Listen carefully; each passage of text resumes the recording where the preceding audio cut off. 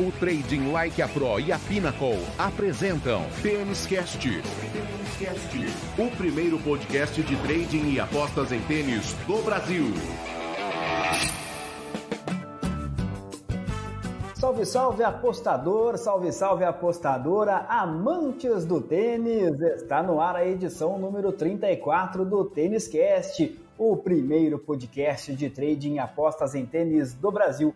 Um produto Trading Like a Pro com o apoio da Pinnacle, a melhor casa de apostas do mundo. Tênis Cast número 34 que vai mergulhar na temporada de Saibro. Vamos todo mundo sujar a roupa porque vem aí a temporada de Saibro, tão gostosa, tão bacana neste ano, né, tão maluco para o tênis mundial, para o esporte mundial, para a humanidade de maneira geral. Vamos falar do ATP 1000 de Roma e também do WTA Premier 5, também na capital italiana. Eu sou o Rodrigo Gasparini e comigo, como sempre, para mais um Tênis Cast, Thiago Meirelles. Melhor não se vestir de branco hoje, viu, Thiagão? Porque a gente vai sair com a roupa suja de tanto saibro. Fala, Rodrigão. É isso aí. Temporada de saibro chegando, jogos e batalhas muito grandes previstas aí nas próximas semanas.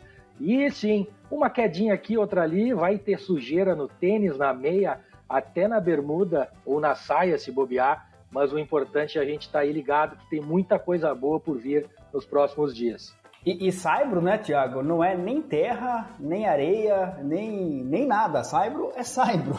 Por incrível que pareça, a gente às vezes tem alguma dúvida em relação a isso, né? Porque é um material usado, assim, de maneira popular mesmo, basicamente nas quadras de tênis, né? É o glorioso pó de tijolo, né? E aí eu te confesso que falta um pouquinho de cultura geral minha para saber se existe outra aplicação a não ser o piso das quadras de tênis, né? Sabe que para tudo existe a Wikipedia, né? E diz a Wikipedia que o saibro também pode ser utilizado na construção civil, se aplica ali em argamassas de cal, enfim. Mas no nosso caso aqui, vale e muito para o tênis. A temporada de Saibro 2020 está começando, mas antes da gente mergulhar nesta terra batida, a gente vai dar uma passadinha lá pelo US Open. E dupla falta. Thiago, no nosso Tênis Cast passado, a edição especial US Open, você foi muito claro ao dizer que não valia a pena uma aposta no Novak Djokovic para vencer o torneio, porque a odd estava baixa, a relação risco-retorno não era ali das melhores. Podia acontecer alguma coisa no meio do caminho, o Djoko perder, embora ele fosse o grande favorito, e aí, claro que a cotação não valia a pena. Alguma coisa aconteceu no meio do caminho, mas ninguém imaginava que seria isso, né, Thiago? A gente sempre imagina uma zebra, uma eventual contusão do jogador, mas não aquela eliminação, eu diria, grotesca do Djoko ao atingir a bola na juíza de linha. Que situação do serve, hein, Thiagão? É muito bem lembrado, Rodrigão. A gente comentou, sim, que isso poderia acontecer, que a aposta no Djokovic não era interessante, e também, é claro, concordo, a gente não tinha essa bola de cristal para saber que ele não chegaria lá, mas é importante a gente separar as duas coisas, né? E inclusive, durante a semana eu participei de uma live comentando quando o torneio já estava nas oitavas ou nas quartas de final, e fizemos uma análise lá no canal do grande Paulo Barreto, um abraço para o amigo Paulo Barreto. Comentamos lá, fizemos uma análise das chaves de campeão masculino e feminino durante o torneio, quando já estava em um estágio de oitavas ou quartas de final. E ainda assim a gente conseguiu encontrar algumas oportunidades e mostrar dois cenários bem diferentes no feminino e no masculino, mostrando que não tinha valor no masculino e tinha valor no feminino, enfim, não vamos falar aqui de novo, mas aquela situação lá do começo do torneio era a mesma coisa. A gente precisa ter noção, né, do que vale a pena arriscar ou não quando a gente vai colocar o nosso dinheiro no mercado. Falando sobre o Djokovic, é um caso que vai se discutir durante anos e nunca vai se chegar no entendimento. Isso não há dúvida nenhuma. Eu até mesmo mudei a minha opinião algumas vezes, né? não mudei a minha opinião, na verdade, mas eu fiquei um pouquinho... Eu não tive certeza de exatamente o que pensar. É claro, quando eu olhei o lance, eu estava vendo o jogo ao vivo, quando eu olhei o lance e vi o que aconteceu, para mim era claro, cara, esse cara não pode continuar jogando, né? Esse cara tem que sair do torneio. Mas aí a gente vai, né, acompanhando o Twitter, como eu sempre digo, vendo as coisas, e as pessoas vêm trazendo fatos e comparando com outras situações, e é isso que a gente sempre tem que, na vida, né, comparar alguns cenários para a gente ter uns pontos de referência. E o engraçado é que uma semana antes, ou 2 semanas antes, no ATP de Cincinnati, o Bedene atingiu um cameraman que estava nas arquibancadas mais ou menos da mesma forma, e mais ou menos atingiu também. Mas, dentro de algumas características, foi a mesma coisa que aconteceu, e ele simplesmente recebeu um warning da supervisão do torneio e o jogo prosseguiu. Bom, era Djokovic, era US Open, era quadra central, né? E aí eu acho que veio mais forte a necessidade de um torneio tão grande mostrar uma imposição e mostrar que quem manda ali é o torneio e que nenhum jogador está acima de nenhuma regra, né? Mas enfim, eu não sei se o pessoal quer saber minha opinião é que ele deveria ter sido desclassificado, e para mim o erro foi não ter desclassificado o Bedene, se é esse o caso, né? Porque para mim a situação foi a mesma. Mas a gente fica aí, é mais um caso que vai ficar se discutindo em mesa de bar, em confrarias, para a eternidade. Nunca ninguém vai chegar a uma conclusão e nunca vai se ter uma unanimidade. Nesse tipo de caso, eu sempre faço um exercício que é até um exercício jornalístico, né? A gente meio que automaticamente acaba fazendo por força da profissão, que é imaginar a situação contrária, né? Então, há algumas críticas pela eliminação do Djoko e alguns elogios pela eliminação do Djoko. Há quem concorde e quem discorde. Agora, imagina se fosse ao contrário. Então, o Djoko, todo o fato acontece e o Djoko não é eliminado. Certamente também haveria uma enxurrada de críticas dizendo: olha, o rapaz atingiu lá a juíza e só porque é o Djoko, só porque é o grande nome, não foi eliminado. Quando a gente coloca também esse outro lado, né, Thiago, a gente imagina esse cenário hipotético, se torna ainda mais difícil a tomada de decisão. Fico imaginando ali o momento da tomada de decisão dos organizadores do torneio. É exatamente isso, concordo, muito bem colocado. Se fosse feito a decisão contrária, também não haveríamos unanimidade. Um monte de gente ia concordar e um outro tanto de gente ia discordar. O que a gente vai fazer, não, Andrigão? A gente tem que lutar e preservar. Inclusive, eu comentei lá no canal Telegram o post e o posicionamento do Fernando Meligeni, que é um cara extremamente polêmico, é um cara que sempre se expõe e coloca a sua opinião para o grande público, e muitas das vezes eu discordo dele, e nem por isso deixo de admirar como pessoa, como jogador, enfim, mas desta vez eu concordei muito, porque ele falou exatamente isso. A gente precisa preservar os valores dentro da sociedade, tentar resgatar até alguma coisa que a gente vem perdendo ao longo do tempo, que é, especialmente no Brasil, né, que é o cumprimento da regra, da lei. Se está escrito que é assim que tem que acontecer, é assim que tem que acontecer e pronto. Né? Não é porque é Djokovic, ou Carreno Busta, ou a Bedene, ou a Bia Haddad Maia, né, que é uma tenista brasileira que descumpriu a regra e foi pega no antidoping e cumpriu suspensão e está de volta às quadras aí. Ou seja, quebrou a regra, pune, ponto. Né? E esse eu acho que é o grande segredo por trás da avaliação do cenário desse acontecimento aí. Bom, e a eliminação do Djoko abriu caminho para um campeão inédito no US Open. O feminino também teve a eliminação da Serena. É claro que quando este podcast for lançado, nosso episódio for ao ar, o US Open terá praticamente já sido encerrado. Mas é um torneio que entra para a história, né, Thiago? Também, não só pelo fato do Djoko, que é claro, é pontual, mas pelo campeão inédito no masculino, por algumas situações de quadra mesmo. Realmente foi um torneio fantástico, né? Assim, a gente precisa lembrar que foi o primeiro Grand Slam da história realizado sem a presença de público. mas, na minha opinião, isso não impediu que fosse um torneio recheado de grandes partidas.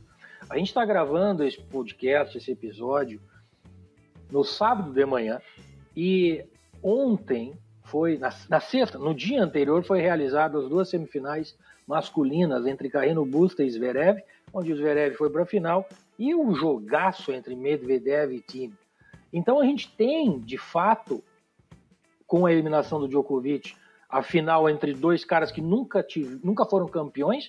O Thiem já fez final de Grand Slam, e do outro lado feminino também a Osaka mostrando o favoritismo dela e chegando na final para tentar conquistar o bicampeonato, mas a expectativa de uma repetição da final contra a Serena não vai acontecer. E eu gostaria muito de ver esse jogo, porque a Serena realmente vinha jogando muito bem, mas eu não vou ficar menos feliz com a presença da Victoria Azarenka. Então a gente viu aí a Azarenka, a gente viu a Serena, e a gente viu a grande surpresa do torneio, que foi a jogadora da Bulgária, Pironkova, todas elas mamães, né? Todas elas que abriram um tempo na sua carreira para se dedicar à sua família e para ter os seus filhos, e agora voltaram fazendo quartas de final, semifinal e final de Grand Slam. Ou seja, é realmente muito bacana mesmo, e foi um grande US Open. Eu acho que não dá para deixar de dizer que foi sim um grande US Open, e para mim o único ponto, 2 pontos negativos, né? O primeiro a gente já comentou, que foi a eliminação do jeito que foi do Djokovic, e a segunda, obviamente, a ausência do público. Agora, de resto, fantástico, viradas fantásticas, jogos fantásticos, jogadores se dedicando ao máximo, um espetáculo muito, muito bacana para quem gosta de tênis. Que voleio!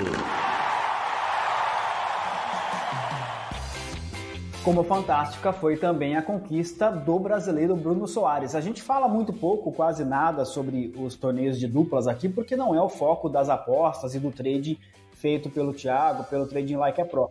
Mas, como registro, é muito importante. Bruno Soares, ao lado do croata Pavic, foram campeões do torneio de duplas, do US Open.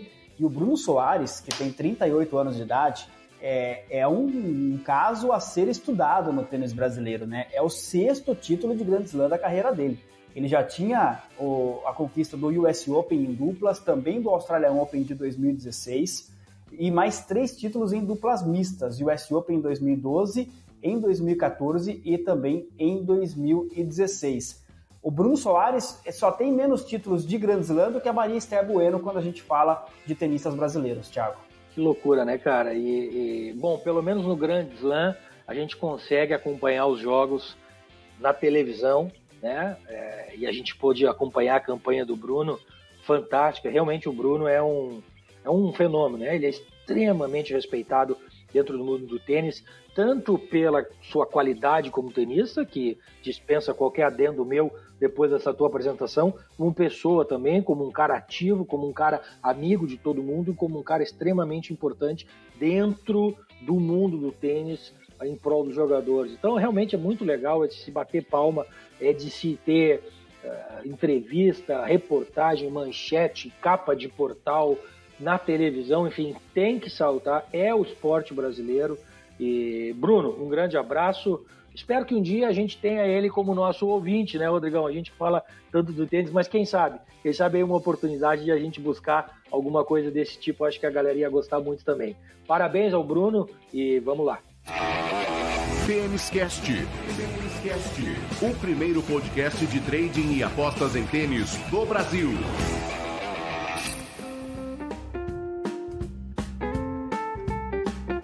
E chegou a hora, então, da gente mergulhar na temporada de Saibro, que começou de maneira tímida, mas que agora vai tomar conta do tênis mundial com 2 torneios gigantescos, ambos em Roma, a capital italiana. A gente vai falar primeiro do torneio masculino, é o ATP 1000 de Roma, com uma premiação de 3.465.000 euros. É muito dinheiro rolando por lá. ATP de Roma, que tem o Rafael Nadal como atual bicampeão. A última final foi Nadal e Djokovic. E é claro que é um torneio importantíssimo, mas serve também de preparação para Roland Garros. Daqui a pouco a gente fala das meninas, agora a gente começa com o ATP da capital italiana, Thiagão. Muito bem lembrado, Rodrigão. A temporada já começou de saibro. A gente teve, durante a segunda semana do Grand Slam do US Open, a gente teve 2 torneios de saibro.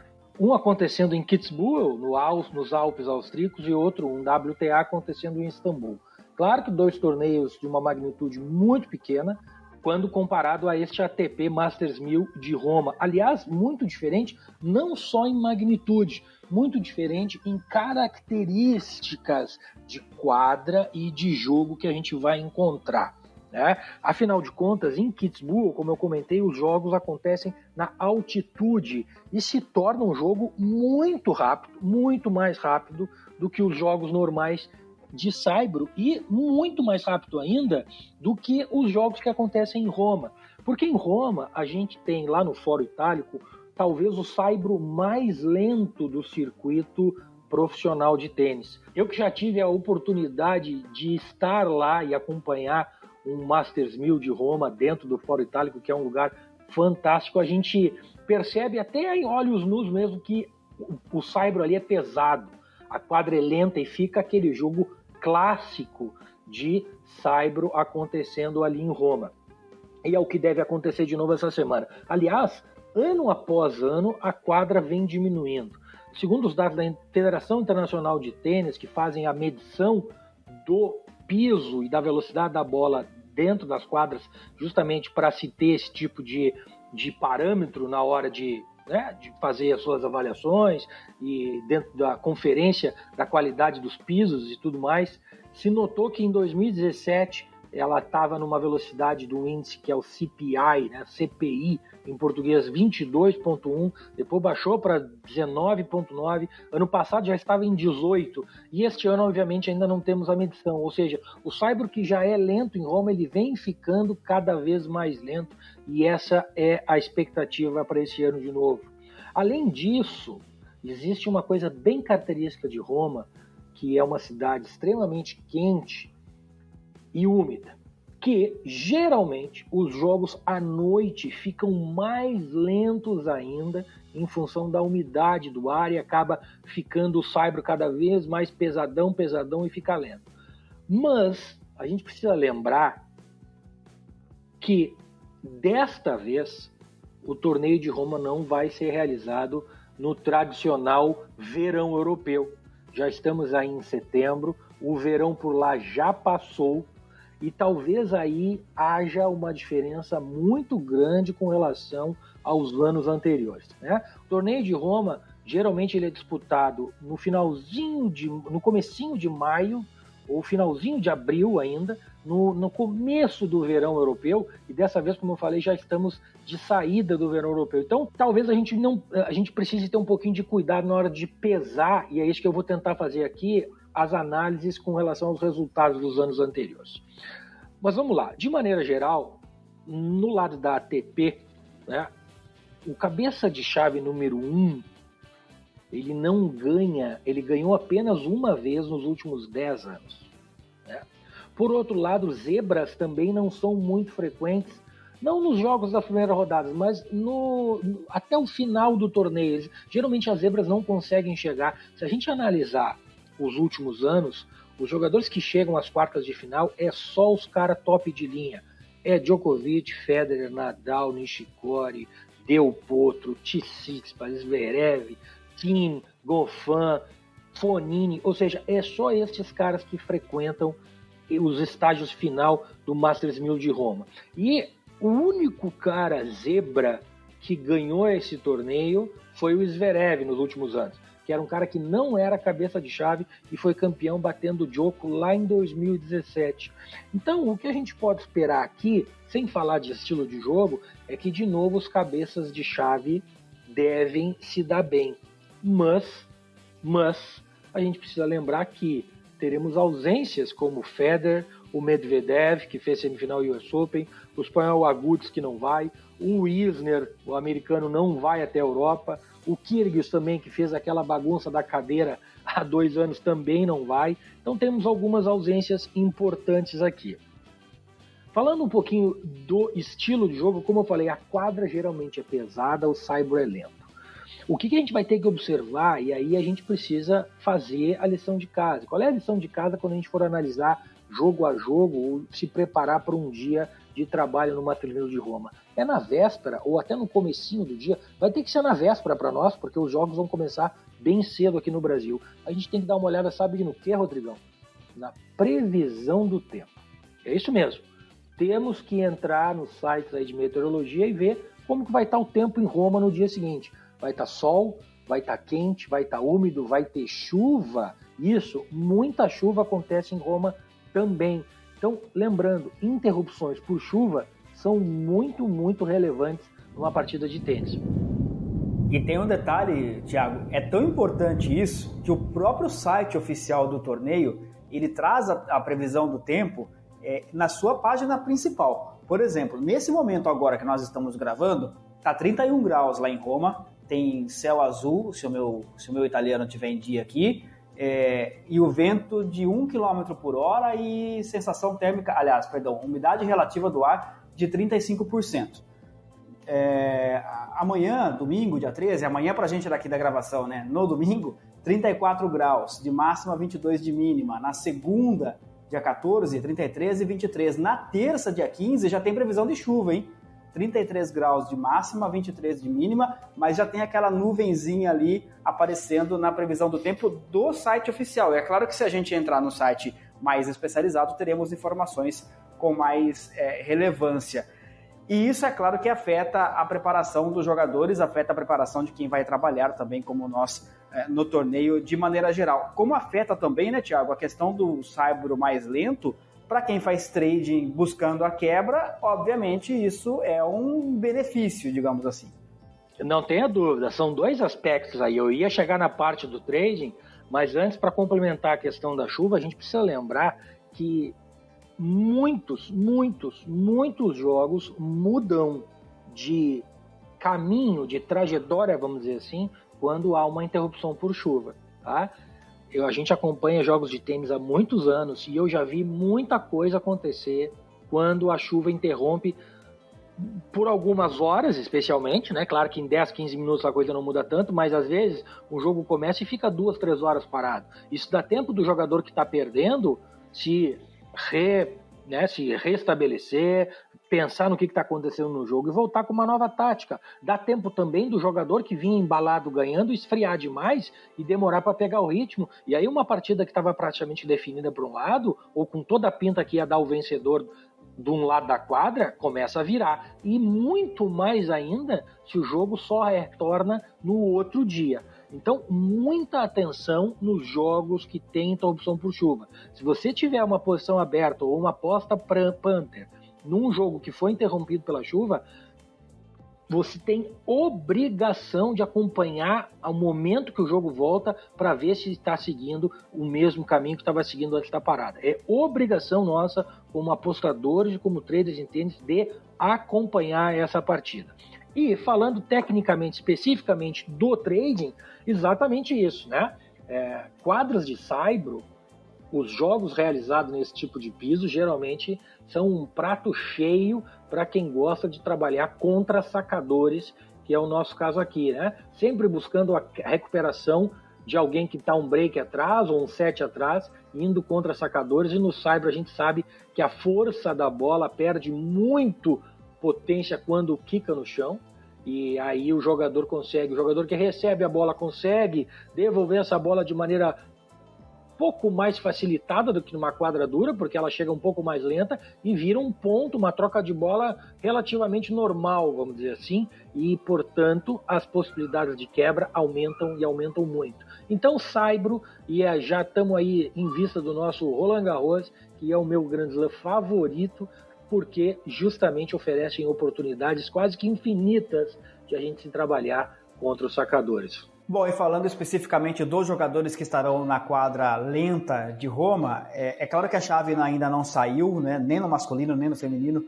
no momento da gravação, mas imagino que você já tem aqueles jogadores que a gente pode ficar de olho na sua performance, né, Thiago? Eu falei das ausências que que teremos, né? E obviamente isso mexe um pouquinho na lista de entradas dos jogadores. Assim, não temos a chave, então não consigo fazer uma previsão de quem é que pode ter um caminho um pouco mais facilitado. Eu comentei que os cabeças de chave são muito fortes aí em Roma, geralmente, e eu imagino que é o que deva acontecer. E, obviamente, eu acho que a grande disputa e uma final já, mesmo sem ver chave, deve ser realizada entre Nadal e Djokovic. Djokovic, que não é um especialista de saibro, mas fez final em 2017, semifinal em 2018 e final ano passado em 2019. E é o número 1 do mundo, é o melhor jogador em atividade, né? Em atividade, até porque o Nadal e o Federer, da grande discussão dos Big Three, não estão em atividade, ou não estavam, né? O Nadal essa semana volta, mas eu ficaria surpreso em ver uma final um pouquinho diferente do que Nadal e Djokovic, né? É meio que a lógica. Outros caras que podem incomodar, sempre tem o Fognini, né? Que jogou muito mal agora em Kitzbühel, mas eu acho que talvez ele não tenha se esforçado o tudo que ele se esforça, que não é uma novidade para o Fognini, mas em Roma ele sempre costuma jogar bem, sempre costuma lutar bastante. Então, talvez o mercado se esqueça um pouquinho do Fognini, temos que ficar de olho como que ele vai ser a chave dele e se aparece alguma oportunidade de preço. Tem um cara que eu gostei muito, sou muito fã, e gostei muito do que ele fez no US Open, e apesar de ser quadradura, que é o Richard Gasquet, né, que já não era mais nenhum menino, mas que parece estar recuperado de todas as lesões que já enfrentou na carreira. Tá? E ele é um cara que joga muito bem no saibro, e eu acho que com esse saibro um pouquinho mais lento de Roma, muito parecido com o Roland Garros, eu acho que ele pode fazer uma boa campanha e pode ser aí uma surpresa, já que ele acabou de entrar na chave com a desistência do Medvedev. Tá? Então, assim, sem ver chave, sem ver mercado, são as coisas que eu consigo projetar aqui, não tem muito o que falar de ATP, né? O Grego Tsitsipas está jogando muito tênis, o Goffin jogou muito bem, o US Open também, existe uma adaptação na hora de passar para o saibro, é óbvio. O Nishikori já jogou em Kitzbühel, jogou bem, acabou perdendo para o Kekmanovic num terceiro set, porque acho que cansou, faltou um pouquinho de ritmo de jogo para o Nishikori, mas ele é um cara que já fez quartas de final aí, geralmente chega nas quartas de final aí, e pode ser uma surpresa, já que o mercado geralmente não confia muito nele. Não tem muito mais o que falar, gente, senão seria, né, qualquer projeção de mandinar aqui, que não é o que a gente quer fazer. Então vamos deixar a chave acontecer e lá no canal do Telegram a gente faz a nossa análise completa, como de costume. Esta é a tradição. A análise começa aqui no TênisCast e é complementada ao longo da semana, ao longo do torneio, lá no canal do Telegram. Todo o conteúdo gratuito que o Trading Like a Pro traz para você, tanto aqui no TênisCast quanto no canal free do Telegram do Thiago Meireles. Se você ainda não está por lá, não perca tempo. E o link para você acessar o canal, fazer parte desta comunidade, está aqui na descrição deste TênisCast. Acompanhe o Trading Like a Pro nas redes sociais e tenha acesso a conteúdos exclusivos e gratuitos.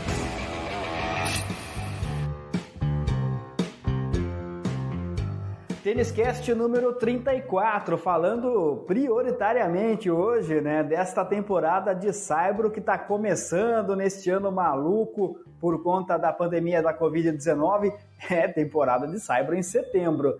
O TênisCast que conta com o apoio oficial da Pinnacle, a melhor casa de apostas do mundo. Na Pinnacle você jamais será limitado. É por isso que a Pinnacle é a casa preferida dos apostadores profissionais. Os vencedores sempre serão bem-vindos à Pinnacle. Para você abrir a sua conta na melhor casa de apostas do mundo, o link está aqui na descrição deste TênisCast. E olha só, nós temos um código VIP especial para você que é o nosso ouvinte. O código VIP é o TLP de Trading Like a Pro.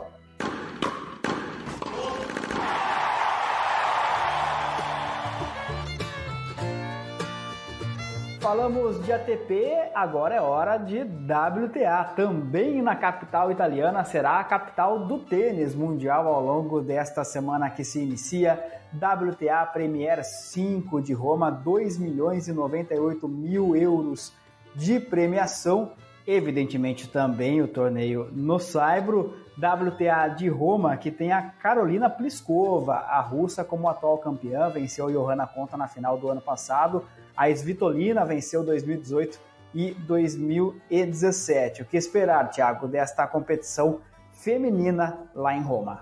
Bom, se a gente falou que no masculino os grandes sacadores têm dificuldade em função da velocidade da bola no saibro, especialmente em Roma, que é um saibro lento, a gente não precisa nem falar da WTA. Obviamente, as grandes sacadoras também sofrem, mas isso não impediu Karolina Pliskova de ser campeã em 2019 e fazer uma final toda diferente contra a britânica Johanna Konta, que, aliás, depois de Roma ainda fez uma grandíssima campanha em Roland Garros no saibro também, chegando na semifinal daquele torneio. A Konta que, assim como a Pliskova, não é exatamente uma jogadora de saibro. E, aliás, vamos falar da Konta ali na frente de novo um pouquinho. Mas, falando do histórico em geral, a gente tem jogadoras muito especiais que gostam de competir aí, e a gente começa com a bicampeã Elina Svitolina. A Svitolina, que ainda não deu as caras neste retorno do tênis, enfrentou a Halep nas duas finais de 2017 e 2018 e saiu vencedora. Então é uma jogadora que gosta muito de jogar aí e se explica pelo estilo de jogo, que é uma jogadora de defesa, uma jogadora que cobre muito bem a quadra e que, obviamente, numa quadra com características lentas, consegue ainda mais impor o seu jogo. Contra a Halep também não é surpresa, também é uma jogadora mais ou menos no mesmo estilo, por isso que eu falei da final surpreendente entre Pliskova e Konta em 2019. Bom, quem mais que a gente tem sempre circulando por aí? O cenário é parecido com o masculino, só jogadoras top de linha chegando. Muguruza, Sharapova, Kiki Bertens, que talvez seja a top 1 no saibro, né? A própria Vondrousova já estava fazendo quartas de final ano passado aí, depois de fazer final em Roland, depois veio fazer a final de Roland Garros, já mostrando a sua habilidade no saibro. Ostapenko, Carolina Wozniacki, ou seja, é só grandes nomes da WTA que eu acredito que aconteça de novo aqui este ano, certo? Bom, mas temos, assim como no masculino, ausências importantes. Começamos com a ausência da australiana Ashley Barty, que simplesmente é a campeã de Roland Garros. Ou seja, ela já começa a preparação para a defesa do título do seu Grand Slam, que eu não acredito que ela vá desistir, de uma maneira um pouco mais prejudicada. Já vamos para a segunda semana de saibro para algumas jogadoras e a Barty ainda não está jogando oficialmente. Obviamente também não teremos a presença da japonesa Osaka, que vai fazer a final do US Open, ou que neste momento que o pessoal está ouvindo já deve ter feito a final, talvez tenha sido campeão ou não. Não teremos também a canadense ainda, Andreescu, que se diz absolutamente fora de forma para jogar tênis. Kvitova, Sabalenka, Azarenka, Madison Keys, todos os jogadores que fizeram longas campanhas nessas 4 semanas nos Estados Unidos, também não foram para Roma. Bom, aí é que vem um pouquinho da vantagem ou do benefício das jogadoras que ainda não jogaram muito, do tipo Halep, Svitolina, Bertens. A própria Konta jogou alguma coisa, mas ainda não jogou no saibro, porque as grandes jogadoras, ou as jogadoras que estavam com muito ritmo de jogo, apesar de ser enquadradura, não estarão em Roma. Tá? Então, eu acho que vai ser um torneio bem aberto mesmo. Eu não sei se a Pliskova vai conseguir defender o título dela. Ela jogou muitos jogos de exibição antes do retorno oficial da temporada de tênis, mas quando retornou mal. Retornou mal. A gente teve a Sofia Kenin, que também não conseguiu ir muito longe no US Open, e a gente tem que ver que nível vai aparecer a Svitolina, que nível vai aparecer a Kiki Bertens, né? Mas se tem que cravar alguém aqui como potencial surpresa e que provavelmente podem fazer ótimas campanhas, e melhor ainda, que certamente não serão muito valorizadas pelo mercado, é justamente a finalista do ano passado, Johanna Konta, vem jogando um tênis muito bom, fez ótimas semanas nos Estados Unidos, está reunido com o seu treinador favorito, que eu já comentei aqui também nos outros episódios e no nosso canal do Telegram, e eu realmente acho uma jogadora que veio para defender pontos de final e que fez ótimos torneios no Saibro em 2019, pode ser uma grande surpresa aqui de novo na capital italiana. Assim como a jogadora da Estônia, Anett Kontaveit, que já fez quartas de final em 2017, fez semifinais em 2018 e está de novo no auge da sua forma. Eu que sou um crítico da Kontaveit durante as partidas, porque acho que... na verdade ela tem uma característica de se desligar um pouquinho durante os jogos, o que é bom para trading e dificulta um pouco o posicionamento pré-live. Mas é uma jogadora de alto nível, tem golpes muito bons e pode também ser aqui aquele cavalinho preto, é assim que se fala nas corridas de cavalo, né, Rodrigão? São as duas fichinhas que eu vou largar, mesmo sem ver chave, mesmo sem ver odd de mercado de campeão. Konta e Kontaveit. E evidentemente que para trade esse torneio promete muito, né, Thiago? Tanto pelo equilíbrio das jogadoras, quanto pela questão da quadra, enfim, esse panorama todo que você passou. Quem trabalha com trade vai se divertir certamente neste WTA de Roma. Mas tem um detalhe também, né, para a gente fazer um contraponto. Certamente o mercado também sabe disso, então as variações, imagino eu, de odds, elas tendem a ser um pouquinho menores do que uma variação de odd num torneio que não tem essas características. Não tenha dúvida, o mercado se adapta, né? O mercado conhece também, sabe o que está fazendo. Mas mesmo assim, as operações acabam sendo lucrativas e a gente consegue ter movimentos no mercado que se pagam. Qual é o cuidado especial para quem faz trading aqui que eu gostaria de deixar?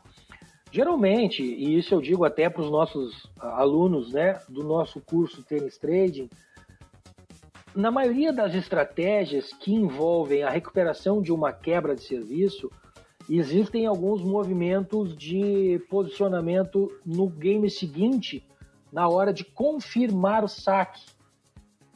No Saibro, a gente precisa ter muito cuidado. Por quê? Porque, como a gente vem falando aqui durante todo o episódio, a dificuldade em confirmar saques no Saibro é maior. Então, a gente precisa ter muito cuidado. Avalie se o lucro que a gente já teve na quebra de serviço, ele é o suficiente para a gente fazer uma proteção talvez um pouquinho maior. Mas mais do que isso, avalie a performance do jogador que vai sacar agora até o momento dentro da partida. Se a gente conseguiu que o nosso jogador quebrasse o adversário e nos possibilitou um lucro, show de bola. A gente fez a nossa análise, percebeu que ele podia ter essa possibilidade de quebra. Mas é importante também ver como que ele vem sacando. Porque se ele estava uma quebra atrás, é porque ele já foi quebrado.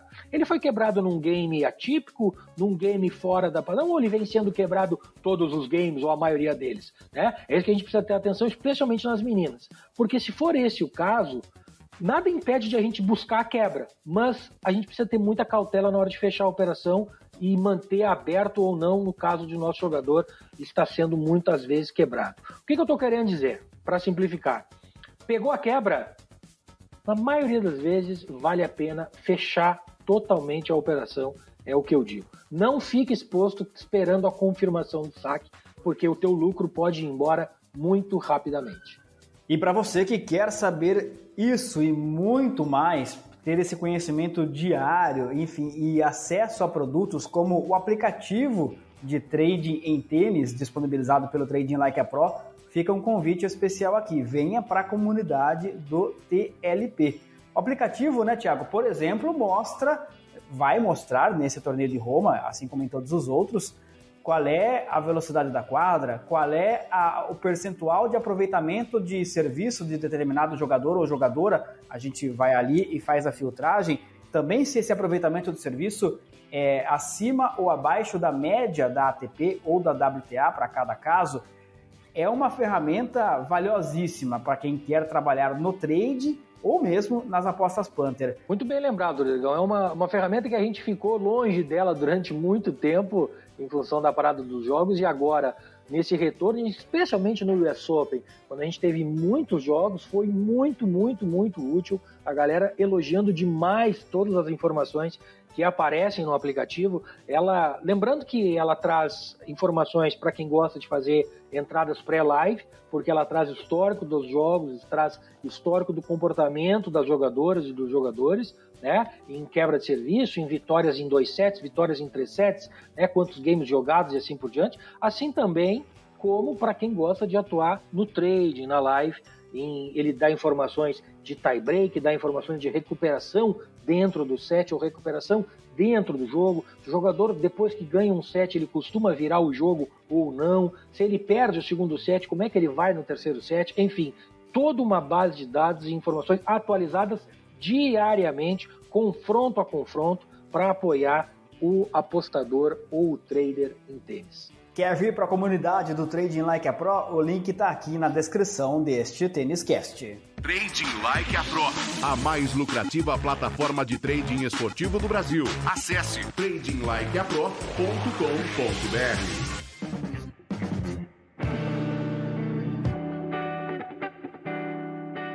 Este é o TênisCast, o primeiro podcast especializado em trading e apostas em tênis do Brasil, um produto Trading Like a Pro com apoio da Pinnacle. Você conhece a melhor casa de apostas do mundo? É a casa que apoia o TênisCast. Para você abrir a sua conta na Pinnacle, o link está aqui na descrição deste episódio. TênisCast 34 falou sobre o US Open, sobre Novak Djokovic. Falamos sobre o título de Bruno Soares e, claro, as análises completíssimas do Thiagão sobre o ATP e também o WTA que rolam em Roma nesta semana. Thiago, depois de 2 semanas de US Open, dormindo muito tarde, fazendo as análises pela manhã, os jogos começavam depois do almoço e iam até a madrugada praticamente, agora o fuso horário vai se inverter, né? A análise feita à tarde e à noite e o trabalho logo pela manhã cedinho. Exatamente, Rodrigão. A nossa vida não é fácil mesmo. E a rotina foi justamente essa. Ainda ontem ficamos até quase 1 da manhã acompanhando o Dominic Thiem e Medvedev.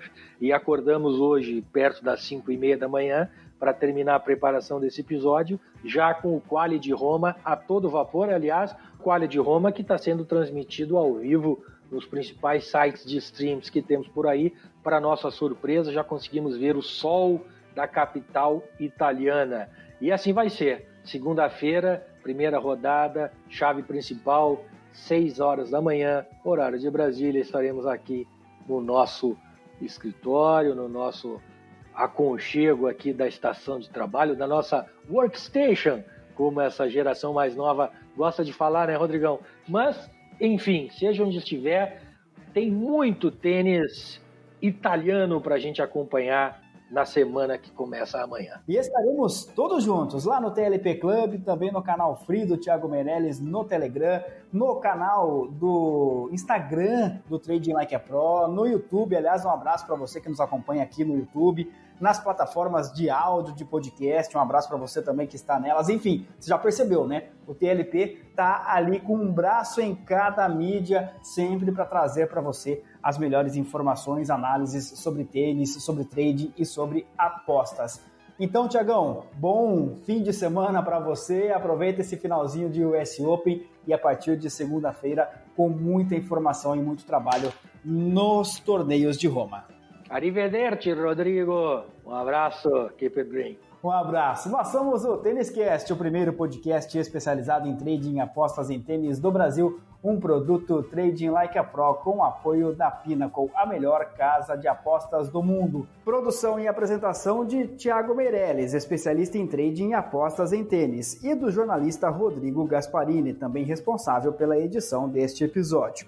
Apoio de marketing em redes sociais de Marco Meirelles. Nós voltamos com o TênisCast na semana que vem, com muito mais informação, conteúdo, qualidade de análise sobre trading e apostas em tênis.